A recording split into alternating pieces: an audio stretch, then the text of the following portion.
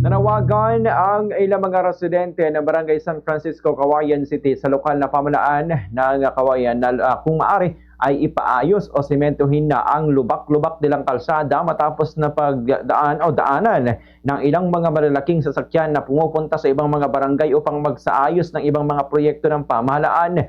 Sa panayam ng Bomb Radyo Cauayan kay Ginoong Junior Lejano, residente ng Purok 2, Barangay San Francisco, sa naturang lungsod ngayong dito sa Cauayan City, sinabi nitong matagal na nilang hinain ito na kailangang ipasaayos dahil sa anya noong kasagsagan ng pag-ulan ay marami sa mga residente ang hirap pang nararanasang sitwasyon sa pagdaan dito. Ayon kay Ginoong Lejano, mabuti na lamang ngayon at uminit ng panahon at hindi na masyadong ramdam ang pagiging lubak ng mga nasabing daan. Anya, mayroon naman na noong sinabi ng lokal na pamahalaan, ngunit hanggang sa ngayon ay hindi pa rin nila maramdaman ang ipinangako na pagpapasaayos nitong mga naturang kalsada. Dagdag pa ni Lejano, mayroon na rin ilang mga disgrasya ang naitala rito kung saan kalimitan sa mga nasasangkot ay mga single motorcycle at sidecar. Sa ngayon, ang ginagawang pansamantalang solusyon ng mga residente sa nasabing barangay ay tinatabunan ng mga malalalim na lubak. Ganito ang bahagi ng pahayag ni Ginoong Junior Lejano. Ulan, lalim-lalim yung butas niya. Kaya kami dumadaan yung may simento konti dyan. Kung dito talagang mahirap yung kahit yung mga single at saka sidecar. Kawawa yung may nahulog pa dyan na tricycle dahil yung ganyan lubak-lubak. Mula nung tag-ulan na.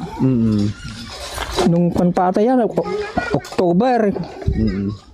Nag-umpisa na October nung tag-ulan na.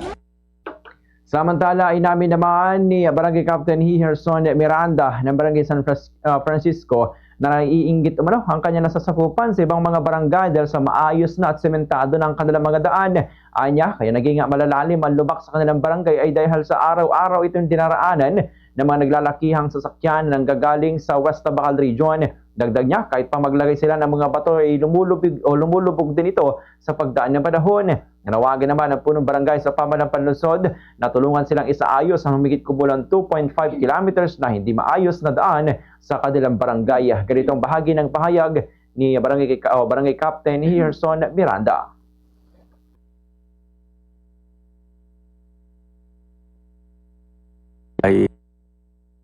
Talagang naiinggit po.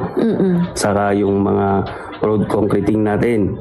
Actually, itong San Francisco kasi dito na dumadaan lahat ng malalaking sasakyan na magkagaling sa West Tabacal. So, itong mga rough road namin katulad dyan sa Purok 2, Rizal ay lagi pong nagre-reklamo yung mga tao dahil napakalalim po nung mga rough road na dyan. Lagi naman po naming rene-request na mabigyan ng bato. Lagi naman pong linalagyan ng bato. Kaya lang, araw-araw naman na dinadaanan ng mga malalaking sasakyan.